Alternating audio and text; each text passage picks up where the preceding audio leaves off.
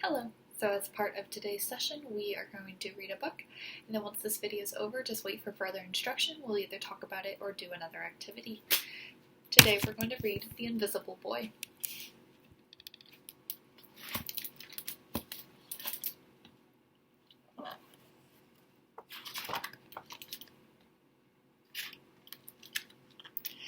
Can you see Brian, the invisible boy? Even Mrs.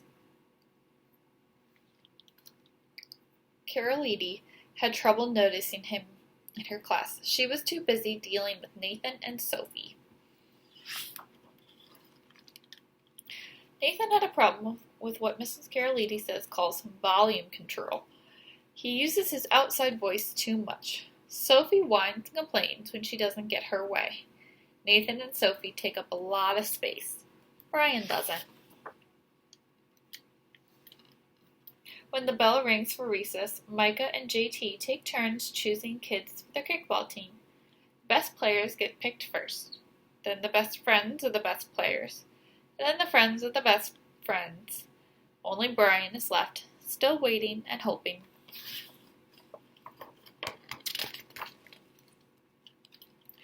JT glances in Brian's direction and just as quickly looks away.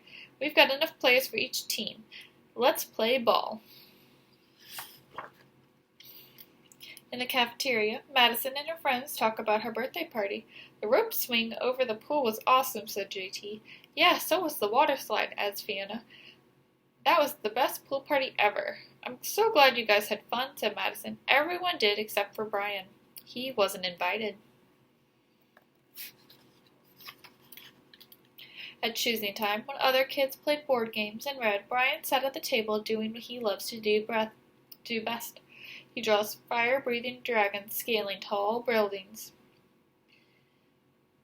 greedy pirates digging for treasure, space aliens locked in intergalactic battles, and superheroes with the power to make friends wherever they go.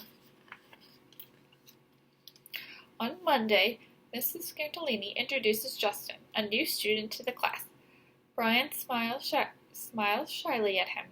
Some of the other kids sneak looks at Justin, trying to figure out if he's cool enough to be their friend. They hadn't made up their minds just yet. At lunch, Madison and JT watch Justin eat chopsticks. What's that? He asks. Madison points at Justin's food.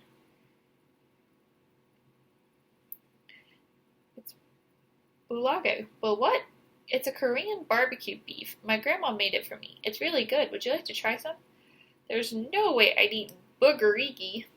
And the kids laughed. All of them. That is, except for Brian. He sat there wondering which is worse, being laughed at or feeling invisible. The next day, when Justin goes back to his cubby to put away his backpack, he notices a piece of paper with on it. Justin, I thought it looked good. Brian. At morning recess, Brian finds a piece of chalk on the ground and starts drawing. You're Brian, right? Yeah, thanks for the note.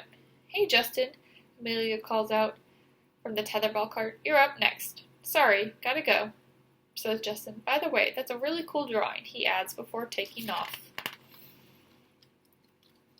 Back in class, Mr. Cartolini asked the kids to team up in 2 or 3s for special projects. The kids scurry around the room to pair off. Brian heads towards Justin. I'm already with Justin, says Amelia. Find someone else. Brian looks at the floor, wishing he could draw a hole right there to swallow him up. Teacher said we can have 3 people in our group. We're only 2. Come on, Amelia, let him work with us. Okay, I guess. Mrs. Cartolini gives the class directions for the project. Your assignment is to work together to write a story about what you see in the photo. Use your imagination and have fun.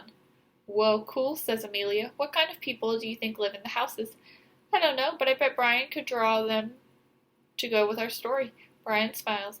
He takes out his lucky pen.